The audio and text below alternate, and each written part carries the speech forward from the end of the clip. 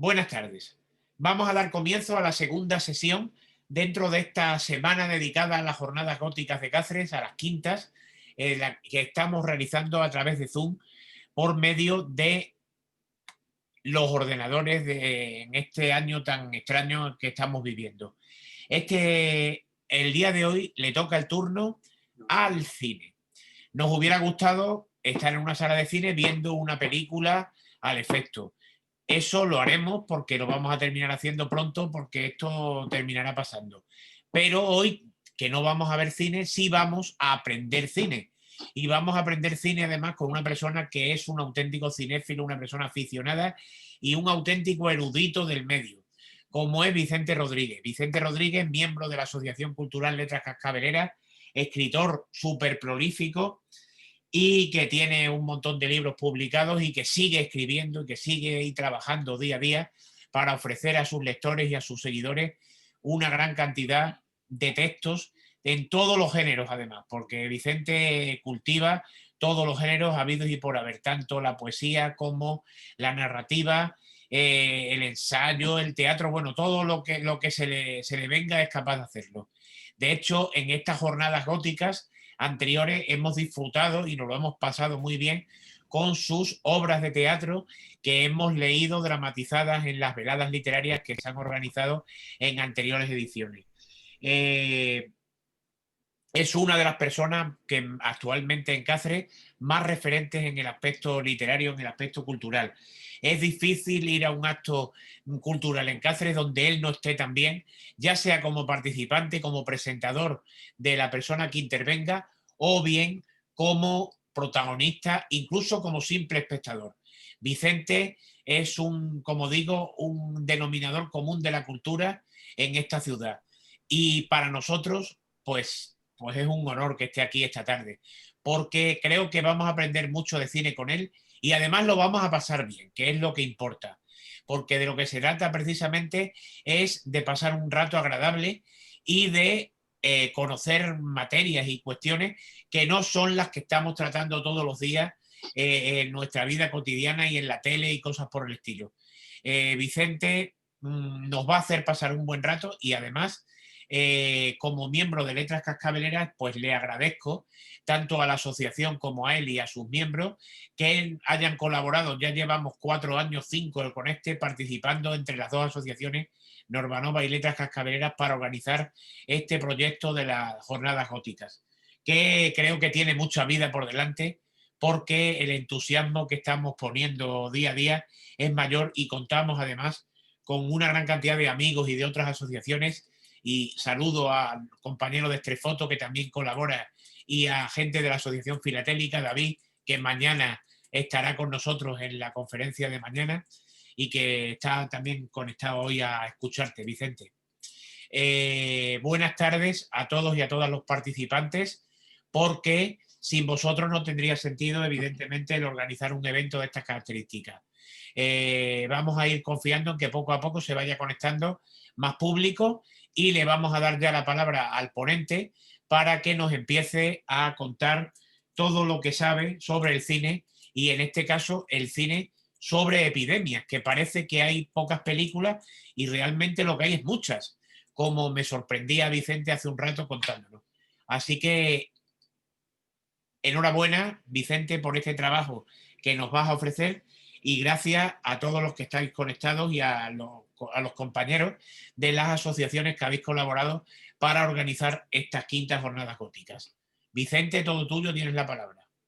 Muchas gracias, amigo Jesús.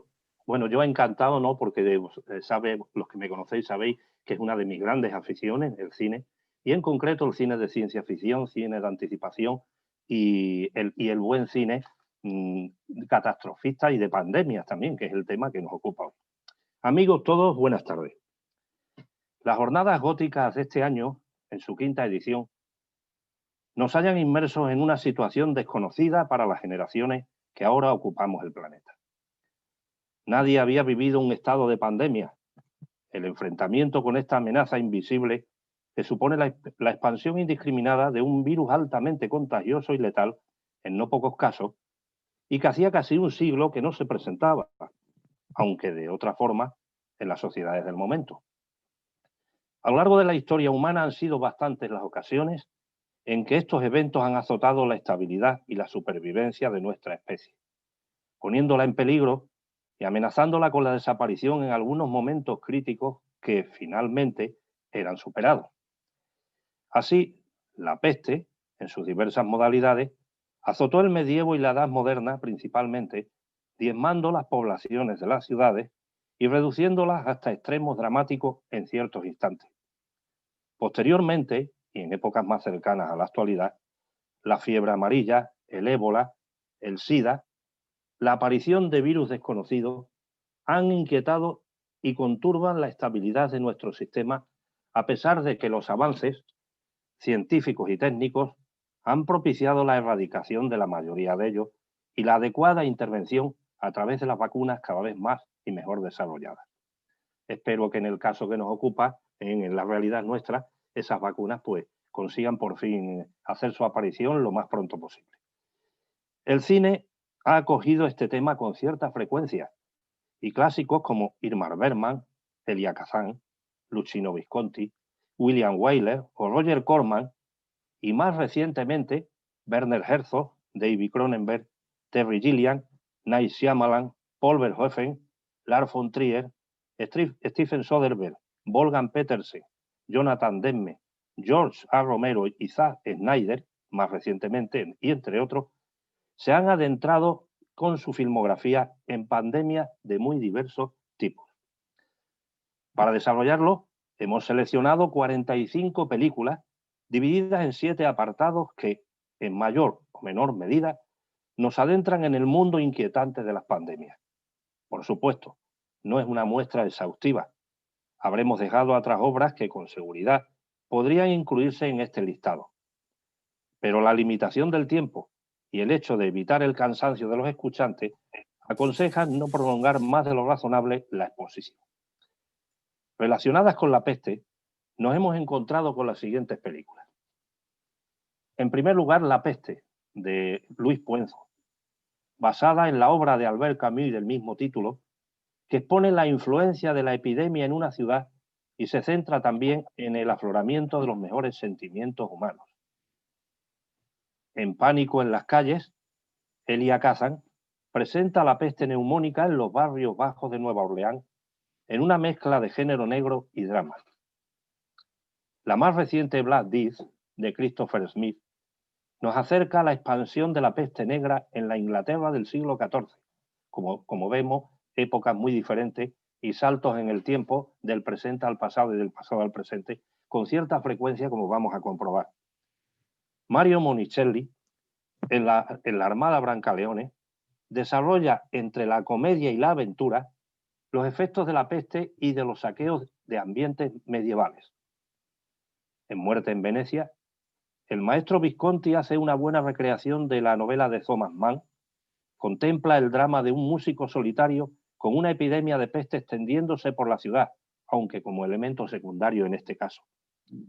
En El séptimo sello, el inolvidable Ingmar Bergman juega con la muerte, con la peste negra asolando Suecia durante el siglo XIV. Una de las grandes películas del maestro sueco, con la vida, la muerte y la existencia de Dios como temas centrales.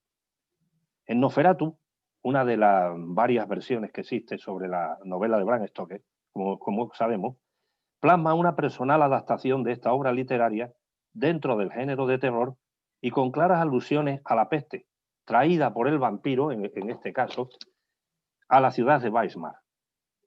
La máscara de la muerte roja es una adaptación del cuento homónimo de Edgar Allan Poe, seria y bien realizada por Roger Corman, y en la que la peste tiene un protagonismo absoluto como agente devastador e indiscriminado. Primero hacia el pueblo y después a ese grupo de gobernantes que están encerrados en esa fiesta tremenda dentro de su propio palacio. Digna de mención también es The Navigator, una película bastante desconocida en general en nuestros ambientes, pero muy curiosa. Película neozelandesa de Vincent Ward, que incluye un viaje en el tiempo de un niño comandando un grupo desde la Inglaterra medieval hasta la Nueva Zelanda del siglo XX, con el fin de obtener un remedio para salvar a los habitantes de su poblado de los estragos de la peste. O sea, aquí se entra la ciencia ficción y también, por supuesto, el cine catastrofista, en este caso pandémico. La cigarra no es un bicho, es una obra curiosísima, muy desconocida, de Daniel Tinaire, comedia argentina, que da protagonismo a la peste bubónica en un hotel con la narración de los sucesos que acontecen por causa del contagio, donde el drama y el humor se entremezclan con habilidad. En el año de la peste, el mexicano Felipe Casal nos cuenta la expansión de la peste en una megalópolis de 15 millones de habitantes en ese momento, Ciudad de México, lógicamente, y la incompetencia de las autoridades para controlar y atajar sus terribles efectos. O sea que, como vemos, los problemas, ¿verdad?, para poder controlar la peste por parte de los gobiernos se han dado siempre, debido a las características de este suceso. Los Señores del Acero, del director de Delicias Turcas, con película con la que se dio a conocer al mundo, el holandés Paul Verhoeven, nos traslada a Europa occidental durante los inicios del siglo XVI, a las atrocidades que comete un grupo de mercenarios que se dedican al pillaje, encontrándose de lleno con la acción de la peste que también les acaba afectando en el caso de ellos.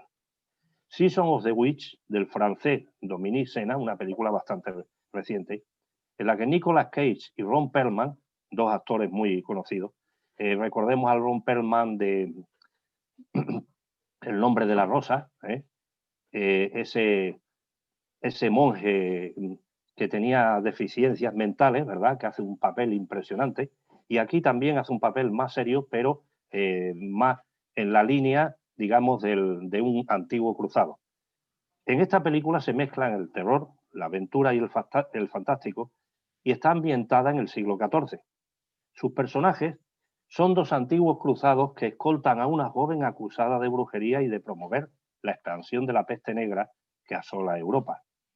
La epidemia, la brujería, la violencia y el oscurantismo ocupan la trama del filme.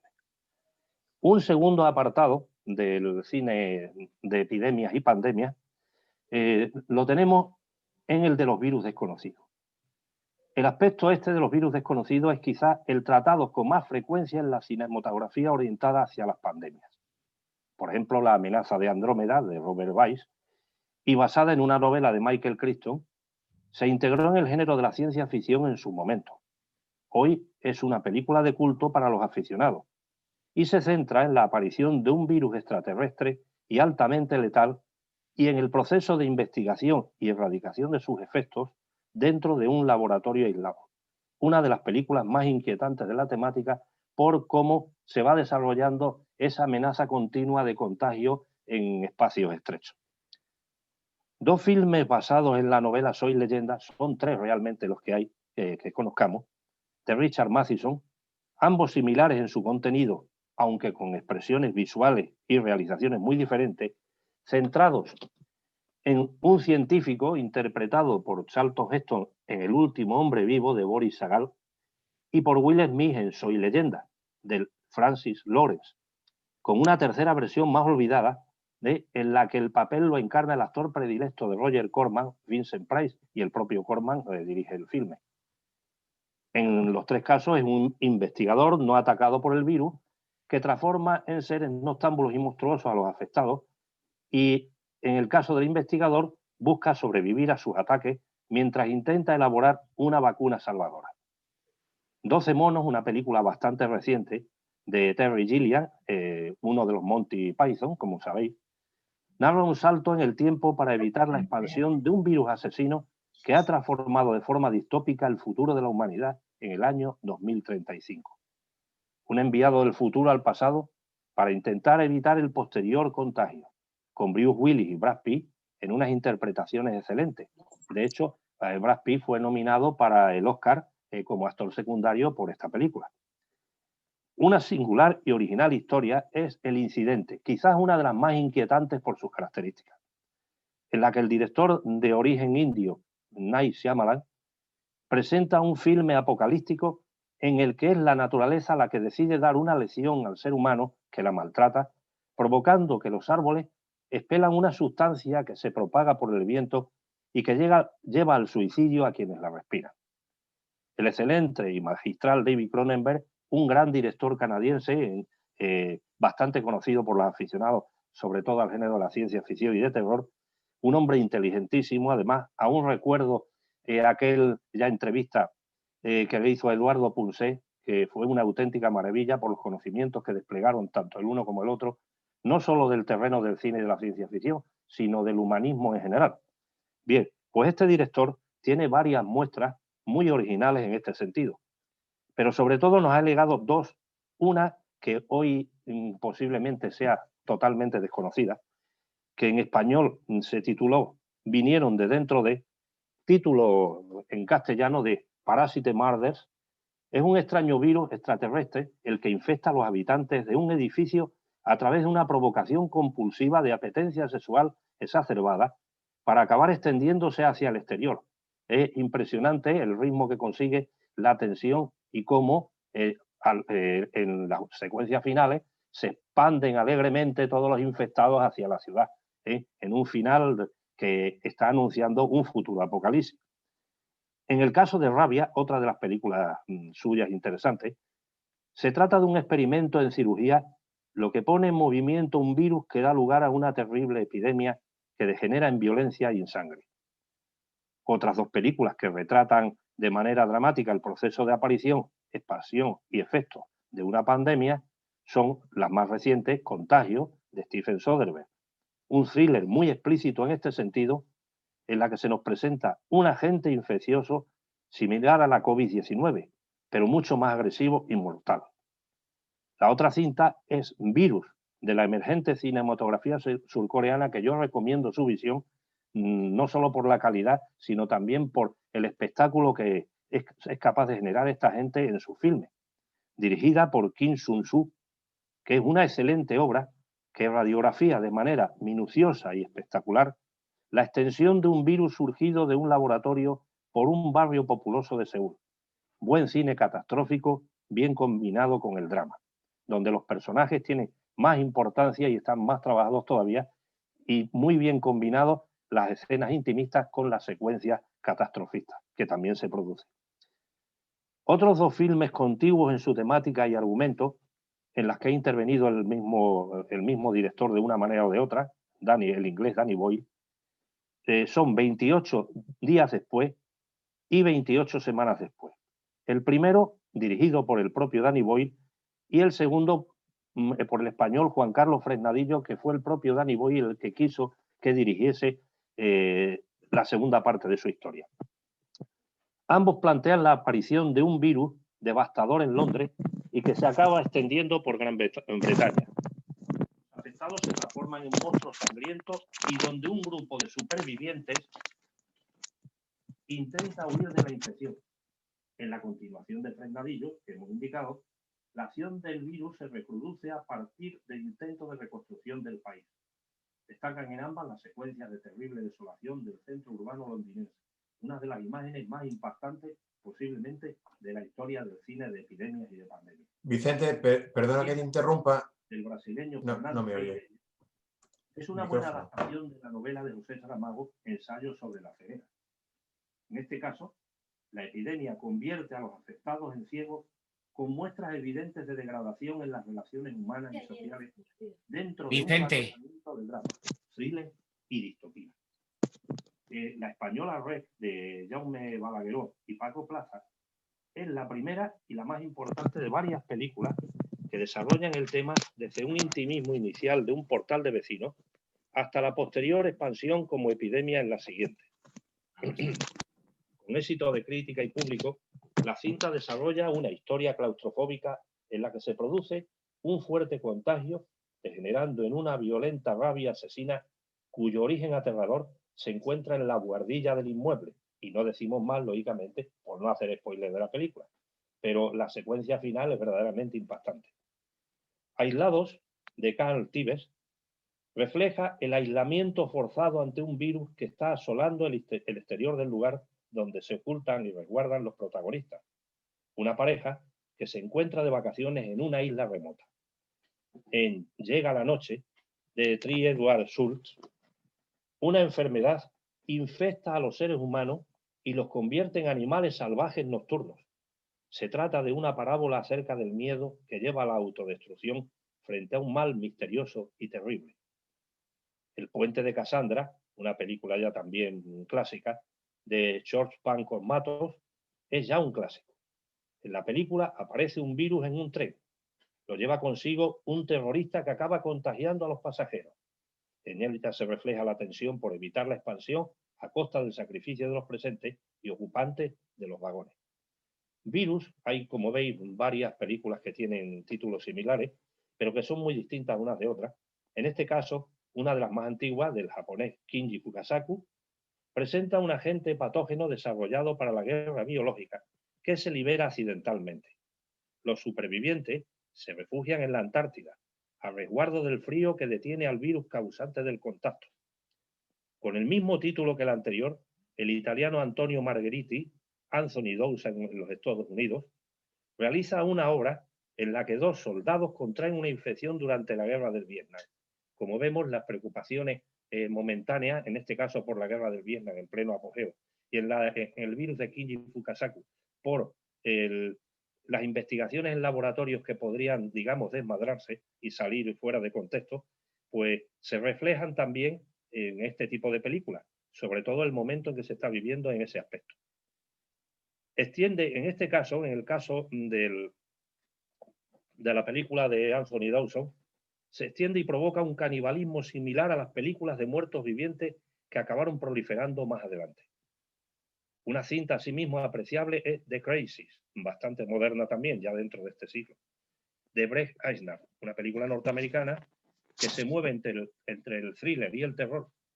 En este caso, la infección se encuentra en el agua y transforma en asesino a quien se contamina. Toda la trama se desarrolla en una ciudad estadounidense. De distopía y pandemia va Doomsday, de Neil Marshall, un filme inglés que narra la expansión del virus Reaper.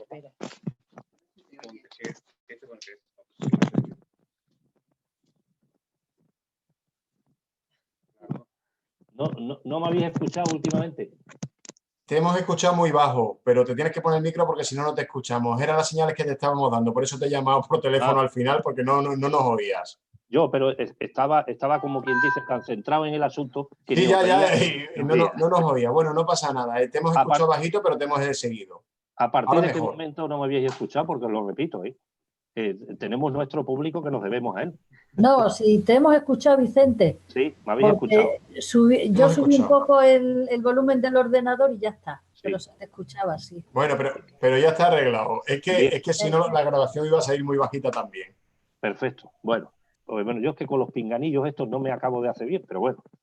Bien, como estábamos diciendo, como decíamos ayer que dijo, ¿verdad?, de Fray Luis de León en su momento, de distopía y pandemia va Doomsday, de Neil Marshall, un filme inglés que narra la expansión del virus Reaper y sus efectos en las medidas de protección y aislamiento de los habitantes. Habitantes sanos por parte del gobierno inglés, así como la búsqueda de una vacuna en un ambiente de completa degradación social. Los hermanos David y Alex Pastor mezclan en Infectados, como vemos, hay películas españolas también, y hay más de las que estamos diciendo aquí, y vamos a indicar. Mezclan en este caso la ciencia ficción, el drama y el terror. Cuenta la huida de 4 jóvenes supervivientes de un virus que ha aniquilado a la mayor parte de la población mundial, y el deterioro creciente del sentido común y las relaciones humanas entre ellos mismos conforme la trama va avanzando. Algo que al parecer pues, va unido a las situaciones de pandemia prolongadas. Por último, en este apartado, una cinta de este mismo año y también correspondiente a la cinematografía surcoreana, es una cinta de 2020 y que está recién salida, como quien dice, de los estudios surcoreanos. Vivo, de Cho Il, analiza con imaginación y precisión el estado de confinamiento forzoso ante una pandemia que transforma a los contagiados en seres agresivos. Manifiesta los efectos psicológicos sobre los protagonistas debido a las situaciones límites que se desarrollan en los edificios donde habitan. En fin, los surcoreanos tienen una especial habilidad para cada acción, cada situación, darle toda la larga posible y echarle mucha imaginación y mucho ritmo. Esta película no es una excepción en ese sentido. Pasamos al siguiente tema, que es el de los muertos vivientes. No podían faltar, y más teniendo como La Noche de los Muertos Vivientes en pantalla, como la tenemos, ahí en el pecho generoso del amigo Jesús.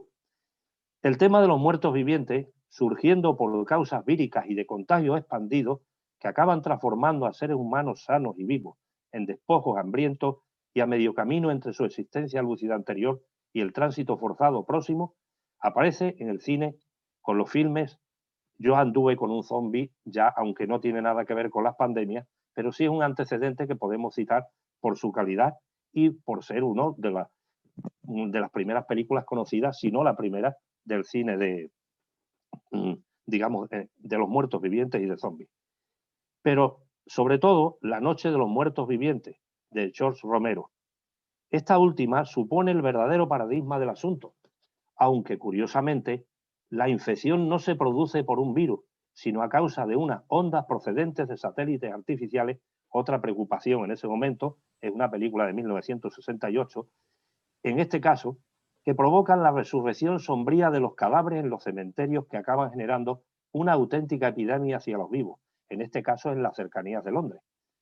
Hubo una versión española nada desdeñable y que es digna de mención en nuestro caso, debida a Jorge Grau, No profanar el sueño de los muertos, que posiblemente recordaréis y habréis visto bastantes de vosotros, en la que las resurrecciones y posterior contagio son producidas por ultrasonidos facilitados por un experimento gubernamental para combatir la contaminación también cerca de Londres, quizás un homenaje al propio Romero y a su Noche de los Muertos Vivientes, con la que tiene bastantes aspectos en común.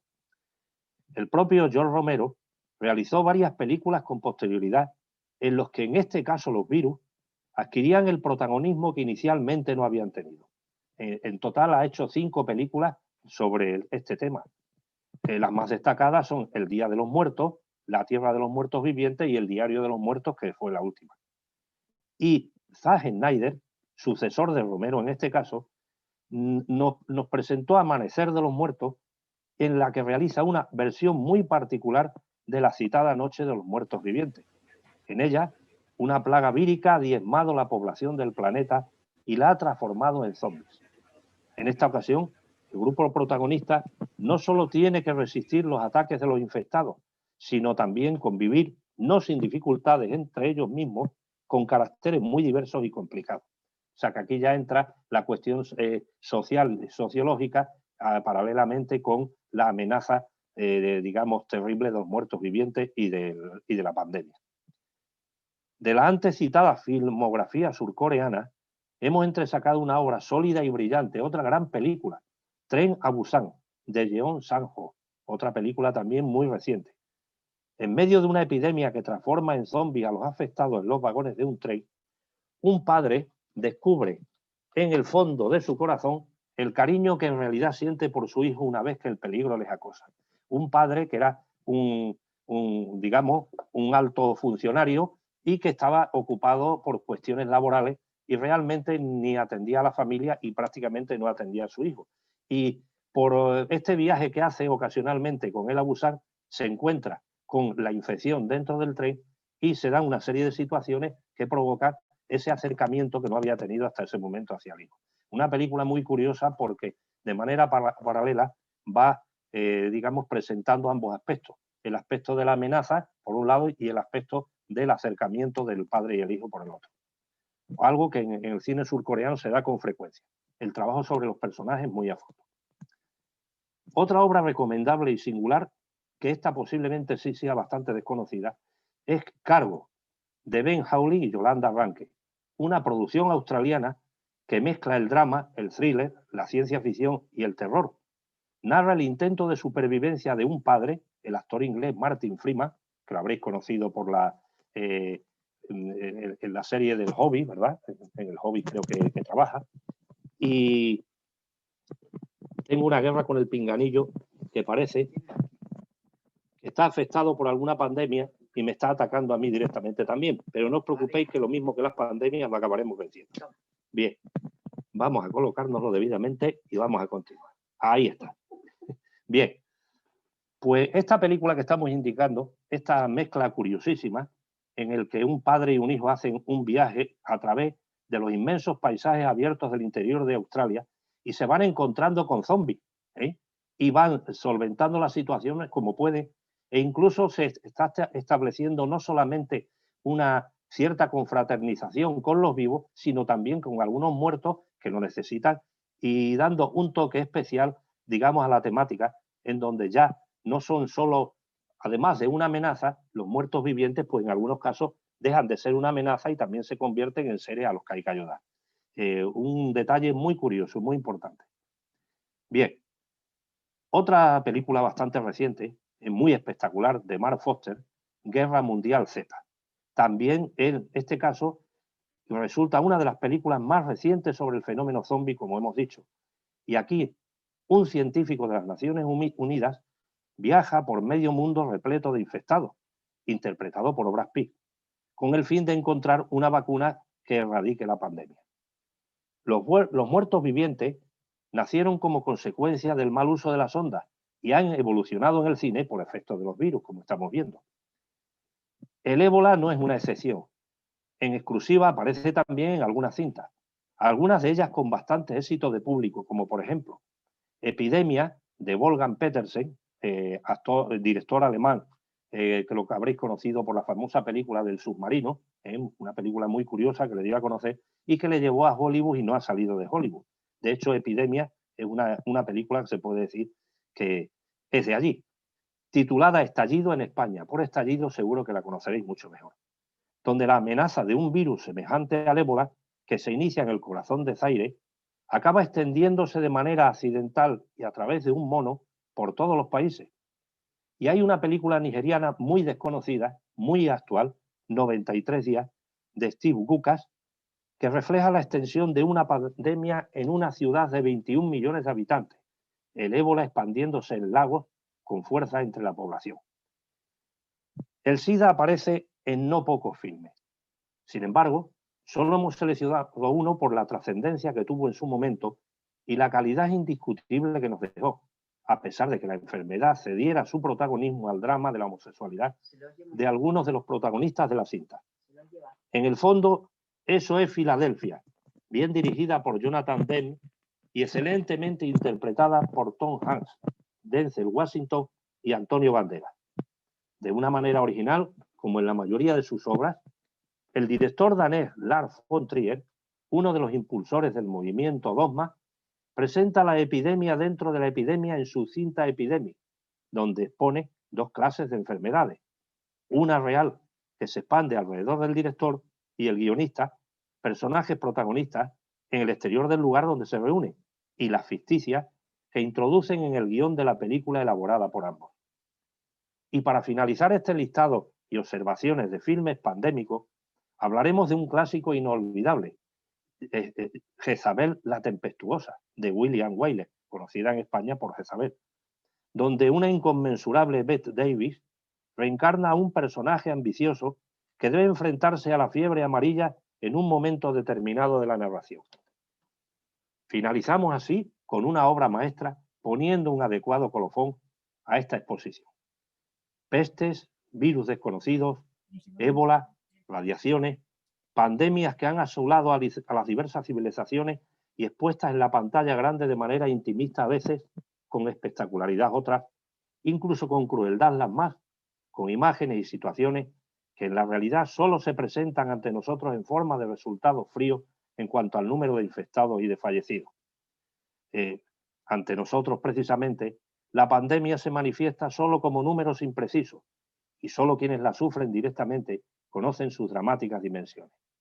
El cine nos muestra ese lado oscuro que no vemos, esas reflexiones y advertencias que ahora, en la situación que nos amenaza día a día, se ocultan en nuestra cercanía y nos aconsejan prudencia, contención, paciencia. Amigos, cuidémonos todos y sigamos disfrutando de la vida y de las pandemias, eso sí, solo en el cine, solo viéndolas en películas de calidad como las que aquí hemos presentado. Buenas tardes, salud para todos y buena suerte. Vicente, enhorabuena, qué pasada. ¿Cómo has conseguido ver todas esas películas y explicarlas tan fenomenal, vamos? Bueno, hay algunas que las conocíamos, pero otras, desde luego, sí. que no nos sonaban absolutamente de nada. Sí, la de no dejéis descansar. La española de no No perturbar profanar el sueño de los muertos. muertos, de Jorge Grau, sí. Un miedo horrible. Cuando era Sí, sí, jovencita. sí, sí. Horrible. Además, una película con toques más gores incluso que La noche de los muertos vivientes. ¿Sabe que anoche que por el pasillo de mi casa oía la respiración de los zombies y lo pasaba fatal? O sea que, Sí, sí. Y con actores que después fueron muy conocidos y haciendo de zombies. ¿eh? sí. Como Joaquín Hinojosa, por ejemplo, que Joaquín Hinojosa hacía un zombie con vendas en la cabeza y todo esto, verdaderamente que parecía más la momia. Pero bueno, como vemos, el cine de pandemias y de epidemias, ¿verdad? Da mucho de sí. Y hay más películas, ¿eh? Hay más películas, lo que sucede que, claro, no podíamos, con el fin de tener un coloquio y un diálogo como es debido, no podíamos tampoco tomar todo el tiempo de ellas. Pero está curioso, además, lo que has hecho de clasificarlas en diversos grupos por temática. Es muy didáctico a la hora de poder clasificar cada uno de las películas. Está muy interesante. Claro, esa era la intención, efectivamente. De la historia un poco, ¿no? Has hablado de Los Señores del Acero, por ejemplo, sí. que es de Roger Hauer, sí. que está rodada aquí en Cáceres, una parte. Sí, sí, sí. Para los que no lo hayan visto, esta rodada se ve en la Casa del Sol, y la parte esa de ahí de San Mateo sale en algunas escenas, y se rodó aquí en España. Es curiosa la película, el rol de la peste y todo esto, muy, muy tétrico. Sí, de los mercenarios que eran muy, se daban con mucha frecuencia en la época medieval, ¿verdad? Bueno, de hecho los ejércitos, ¿verdad? Eran mercenarios, eran pagados todos. O sea que realmente, como sabéis los que estáis bien adentrados en la historia. Bueno, pues, a ver, ¿alguna aportación? El micrófono para cualquiera que lo abra y pueda hablar. Podéis intervenir y seguramente que haréis aportaciones que no he hecho yo, seguro. Entonces, para enriquecer aún más la temática. O comentar lo que deseéis. Al hablar de películas de pandemia, donde, bueno, todo lo que nos has contado aparecen los virus, bueno, yo lo que sí pongo como sugerencia es hacer esa lista y publicarla dentro de la web de la Jornada Gótica, y así podemos buscar todas las películas e irlas viendo, ¿no? Sí, no os preocupéis, que os lo proporcionaréis la conferencia completa también. La conferencia se va a subir, ya lo sabéis. Es tal vez, Vicente, el miedo a la enfermedad lo que hace que estas películas sean un éxito dentro del género.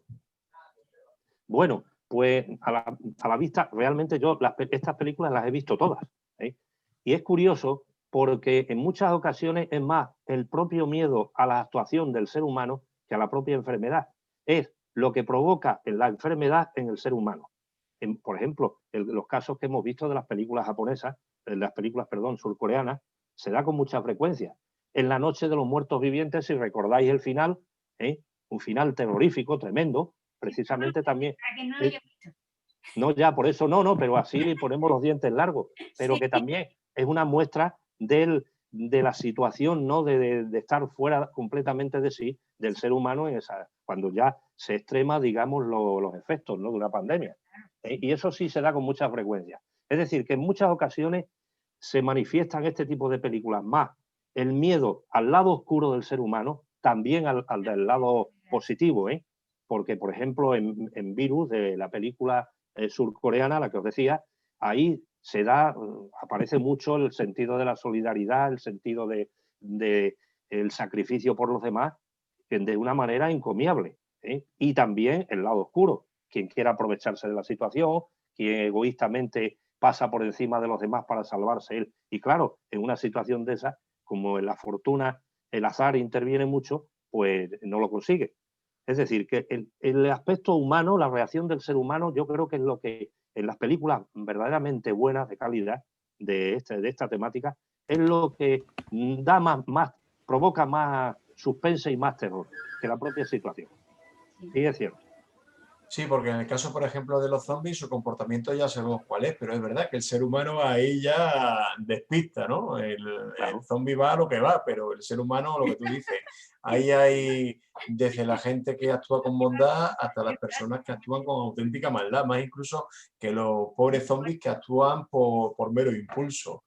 Sí, efectivamente. Sí, de hecho, en las últimas películas de zombies de George Romero, que es el patriarca del zombie, ¿no? Por excelencia, Aunque el verdadero patriarca del zombie se debería considerar Jacques Tourneur, al francés Jacques Tourneur, con su Yo anduve con un zombie, que aunque no tiene nada que ver con las pandemias, sí realmente es una película extraordinaria y en la que el tema del zombie aparece, pero de una manera más, entre comillas, más científica o más etnográfica.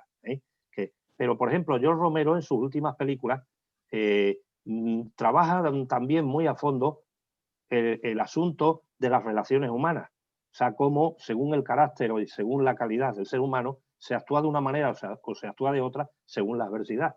Es decir, que eso es frecuente. Y quizás eso es lo que le dé a las mejores películas la calidad y la fuerza que las ha hecho perdurar, y que no han envejecido, como se suele decir, o están envejeciendo bien, como se suele decir en el argot cinematográfico.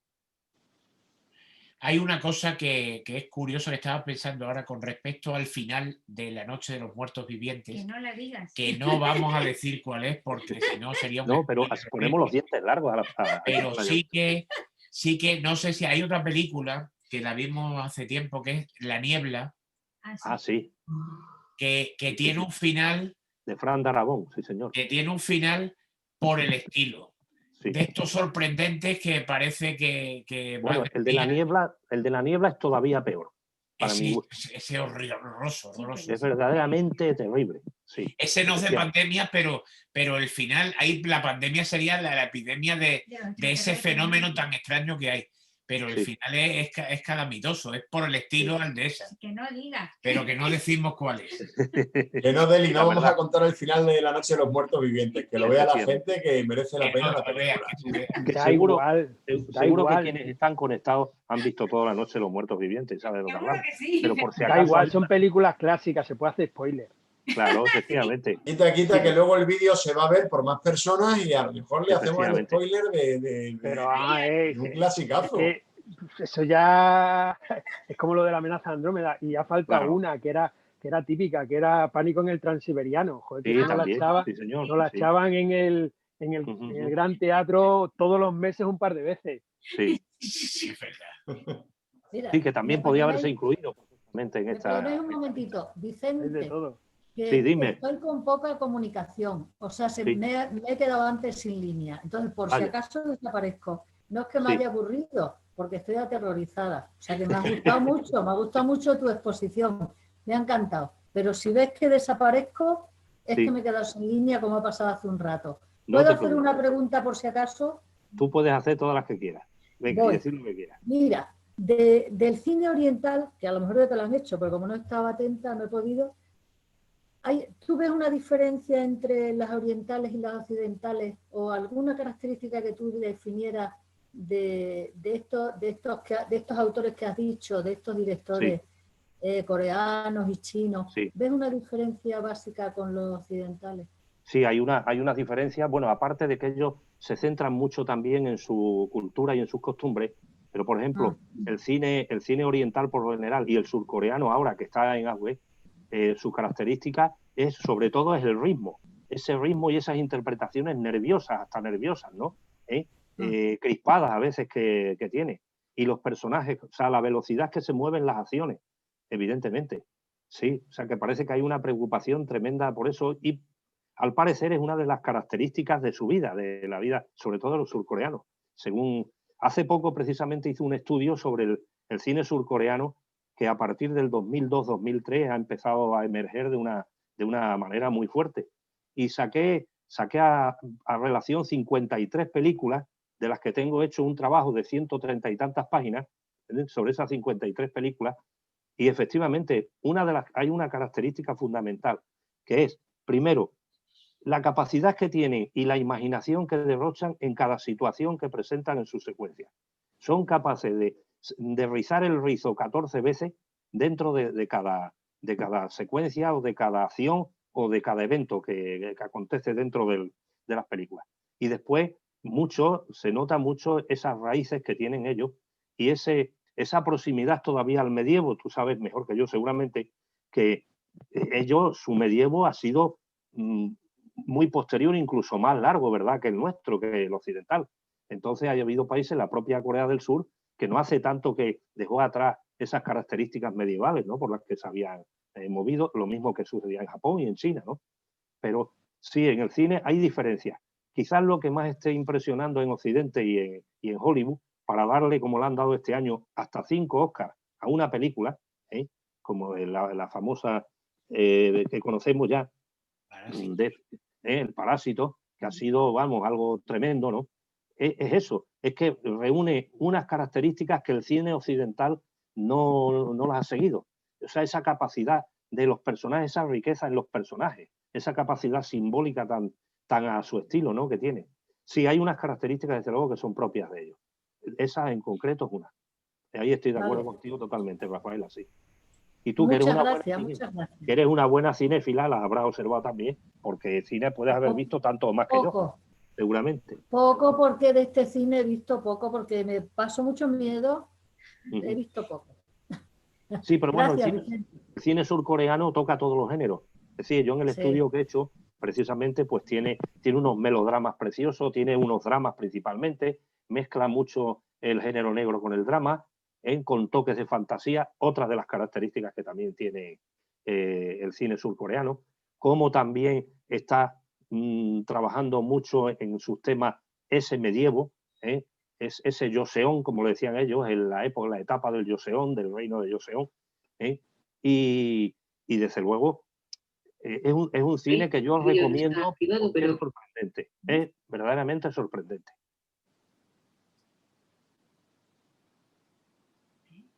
Venga, alguna cosa más que...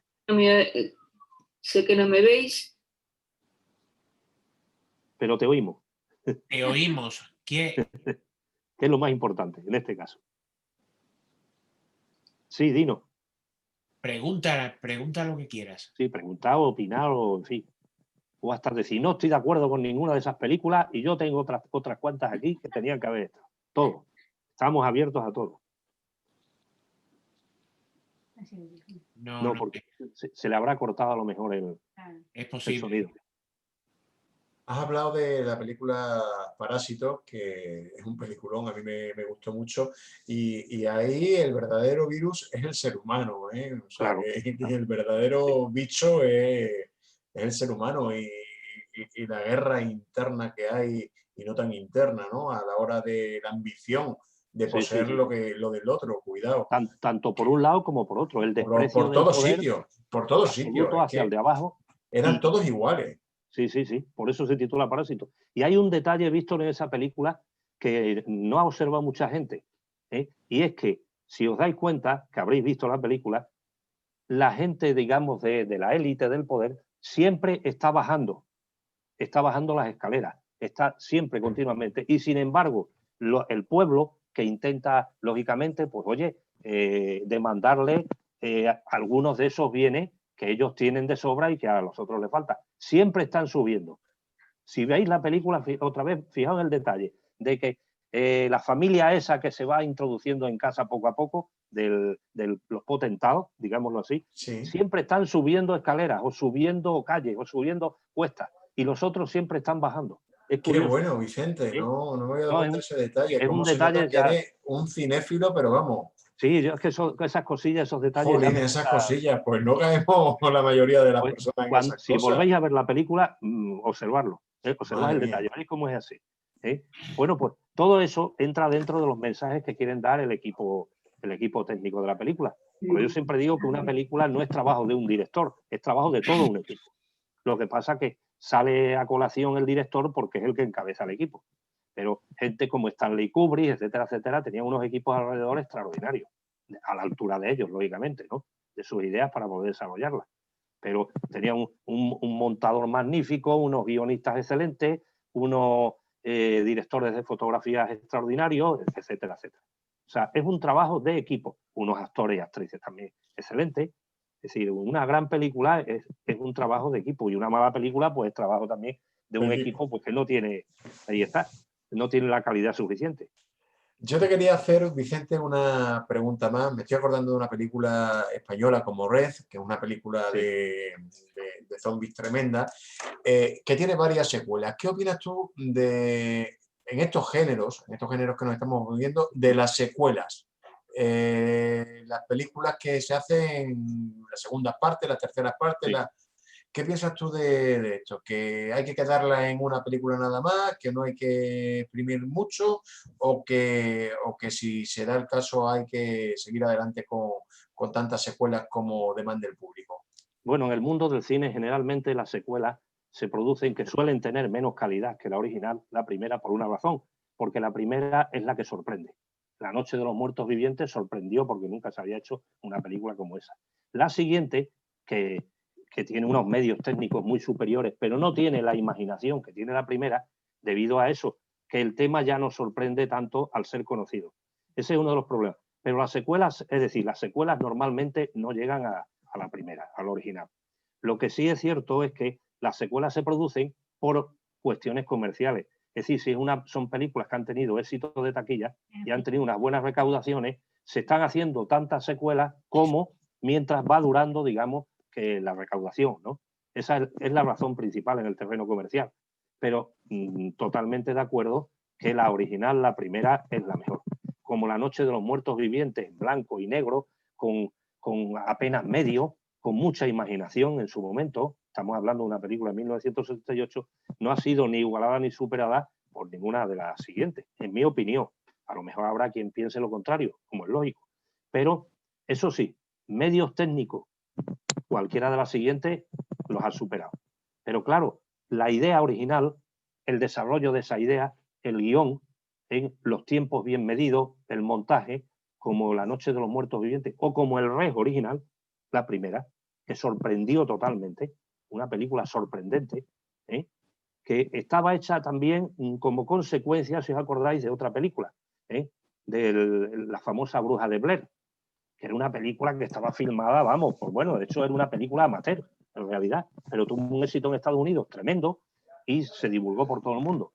Y Jaume Balagueró y Paco Plaza siguen un poco la técnica en cuanto a filmar con la cámara en mano, algo que, por cierto, es propio del movimiento Dogma danés, de Lars von Trier y compañía, en que filman con la cámara en mano, es decir, normalmente no tienen la cámara fija, era una de las reglas que tenían, entre otras, y romper, digamos, la narración dramática tal y como se conoce, como se conocía hasta el momento, pues claro, fue una película que sorprendió.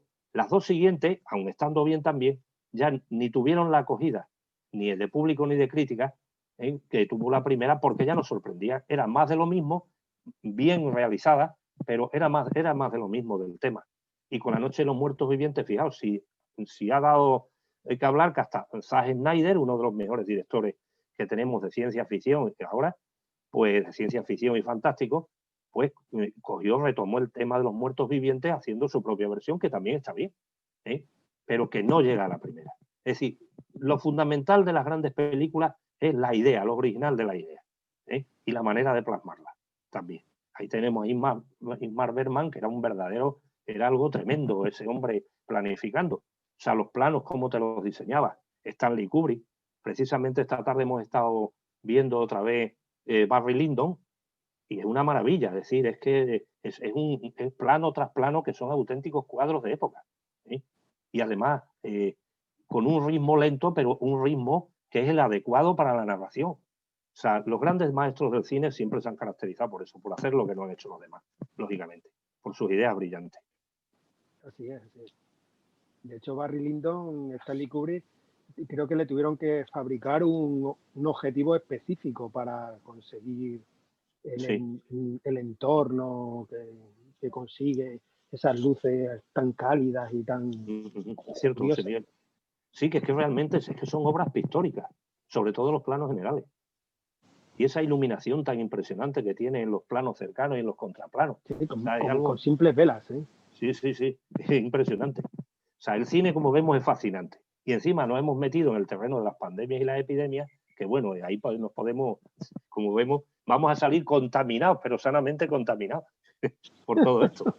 Oye, Vicente, una pregunta por curiosidad, aunque te voy a poner en un brete seguramente, con toda la cantidad de películas que has visto y que tienes ahí seleccionadas. Y las que no he visto. Imagínate que al final hubiéramos hecho lo del pase como hicimos estos años anteriores en la Filmoteca. De todas esas películas que tienes ahí, ¿cuál crees que hubiéramos podido elegir para ponerla como representativa dentro de las epidemias. Es muy complicado, pero realmente imagínate que hemos dicho, pues vamos a seleccionar una terna de películas interesantes, a ver cuál hubiéramos podido coger para hacer ese pase. Pues fíjate, y no es de las mejores, de las que hemos citado, pero yo La máscara de la muerte roja de Roger Corman la habría repuesto. Porque es que ahí es donde realmente la epidemia hace justicia. Es decir, pasa del pueblo y además en forma de esa muerte, de esa peste disfrazada, ¿no? En un baile de disfraces, cómo entra en el palacio, cómo entra en medio del salón. Yo habría puesto esa, son muchas las que se podían haber puesto, pero si tengo que poner una, ahora sí, a bote pronto, habría puesto La máscara de la muerte roja de Roger Corman, como verdadero exponente del poder que tiene el virus, un virus minúsculo, esa amenaza invisible que hemos estado viendo en el ser humano, y cómo es capaz de transformarlo para bien y para mal, según las características de las personas. Evidentemente. Yo esa la habría puesto. Y después, claro, en un listado habríamos puesto un ciclo, ¿no? Evidentemente. Pero así, a bote pronto, La máscara de la muerte roja de Roger Corman.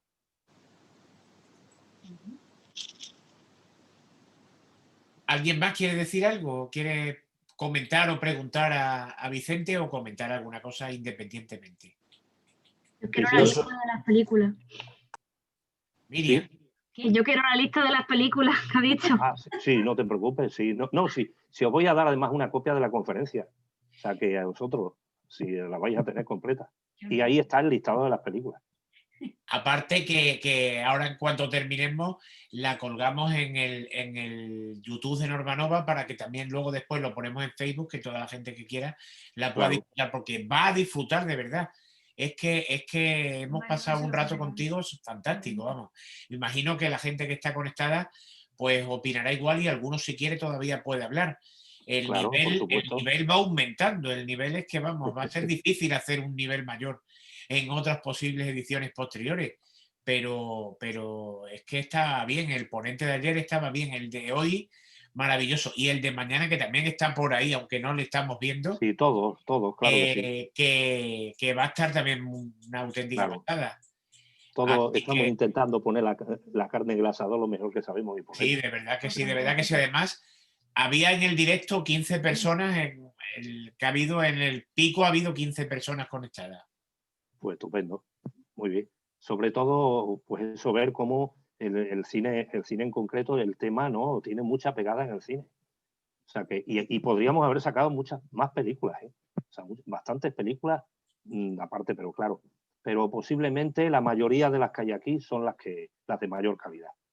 O sea, son, digamos, los exponentes a la hora de dar a conocer.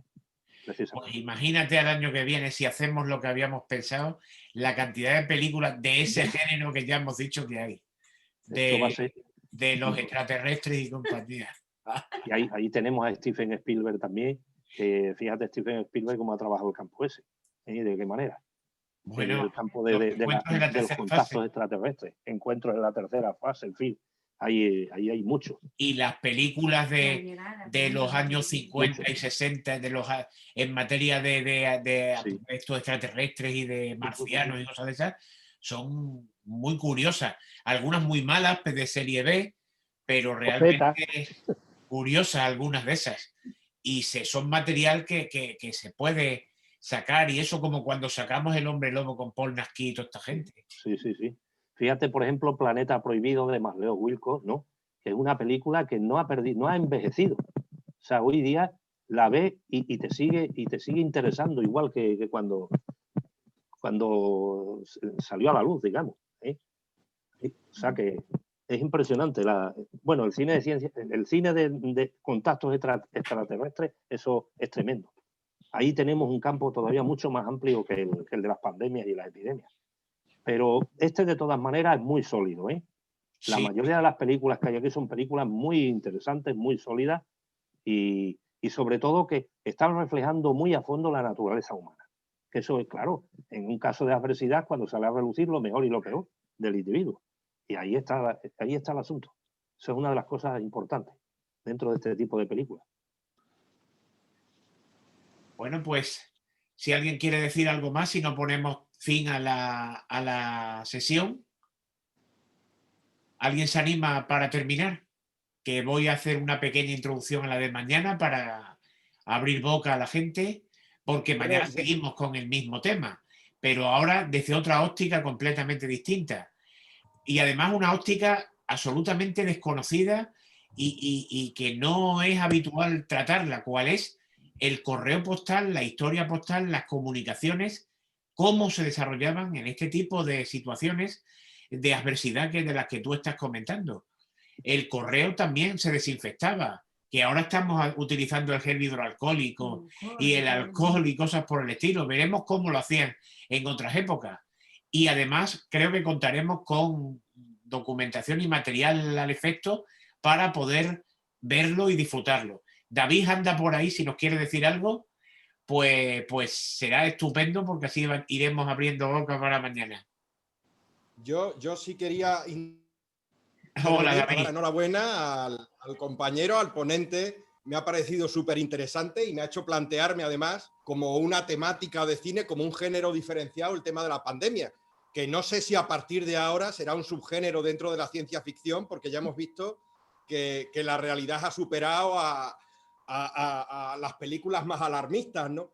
Añadir alguna que me ha venido a la cabeza, que podría ser A Ciegas, la adaptación del ensayo de Saramago, del ensayo sobre la ceguera, que también tiene una vertiente de una enfermedad sobrevenida, no se sabe cómo, que nos vuelve a todos ciegos, ¿no?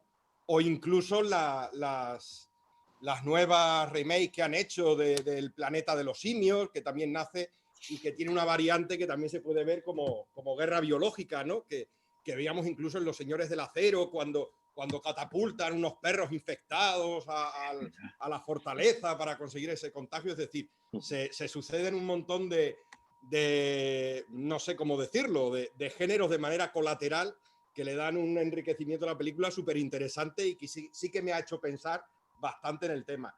Respecto a lo de mañana, bueno, pues es una cosa diametralmente distinta a lo que estamos hablando. Es una conferencia que va a estar basada fundamentalmente en cómo se procedía a la hora del trato de la correspondencia, puesto que se sospechaba, en la mayoría de los casos de manera infundada, que era un vehículo de transmisión, cómo se procedía en tiempos pretéritos, estamos hablando del siglo XVI, XVII hasta el XIX, nos va a servir para estudiar los diferentes brotes de pandemia que se dieron en España y particularmente en Europa, y procuraremos estudiar además testimonios extremeños. Y bueno, no solamente es el análisis de la correspondencia, sino los testimonios recogidos precisamente en cartas de cómo se vivía las pandemias. En todo se transmite ese terror, esa inseguridad generalizada, y bueno, veremos cosas curiosas, ¿no? Como alternar los medios médicos y sanitarios con también las oraciones y las preces al Altísimo, que a veces se consideraban que eran más efectivas. Y bueno, yo espero que os divierta. Si no os podéis conectar en directo, pues por supuesto la van a subir a YouTube y la podremos disfrutar luego con más calma.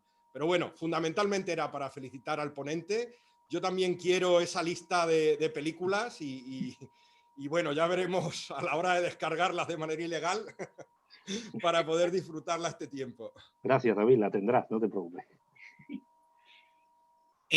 Por nuestra parte, y me imagino que Letras Cascabeleras también opinará igual, no podemos estar más que satisfechos, porque no solamente la participación del público, sino lo que decían, la calidad y el contenido de las exposiciones está siendo extraordinario, con lo cual pues muy contento y deseando de que la gente lo disfrute. Así que en cuanto terminemos, subimos al canal de YouTube ya mismo la velada para que la pueda ver toda la gente que no haya podido por una razón u otra conectarse.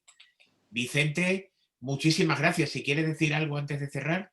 No, sobre todo, al hilo de lo que tú acabas de decir, pues es cómo estamos demostrando cómo se puede atacar la pandemia, ¿no? Pues a través de estas actividades, que si no las podemos hacer presenciales, pero sí las estamos haciendo, y además divulgando para más personas que si las hubiéramos hecho presenciales. Es decir, que el ser humano está por encima de las pandemias y de los virus y de todo, y tenemos que confiar en nosotros. Tomar las precauciones debidas y ya está, pero seguir adelante, como estamos haciendo. Y esto está siendo un ejemplo. Así que enhorabuena a todos. La cultura superviviente. Muchas gracias a ti, Claro. Vicente, por esta profundidad en el tema que has tratado. Muchas gracias. A vosotros. Gracias, de verdad, a todos. Bueno, pues damos por terminada esta sesión y os emplazamos mañana a las 8 con David y el correo desinfectado y la historia postal en tiempos de epidemias, lo cual es sumamente interesante también. Y ir preparando los cartuchos para pasado, que es para el viernes, que es la velada literaria en la que diremos quiénes han ganado los concursos de microrelatos de la jornada gótica, y nos pasaremos muy bien con la lectura de textos relacionados con el misterio, el romanticismo y con nosotros mismos, que también le daremos color a la velada. Creo que mañana me van a pasar también la obra de teatro de Paquita por Dios, que se va a colgar en el canal de YouTube también. A partir de, creo que mañana pasado, la podréis ver. La podremos ver todos. Yo no la he visto tampoco, pero me la van a pasar mañana. El título es sugerente. Creo que dura 15 minutos, que es microteatro, pero creo que dura 15 minutos y creo que está muy, muy curiosa. Bueno, pues cortamos la grabación y muchas gracias, como hemos dicho, a todos los participantes.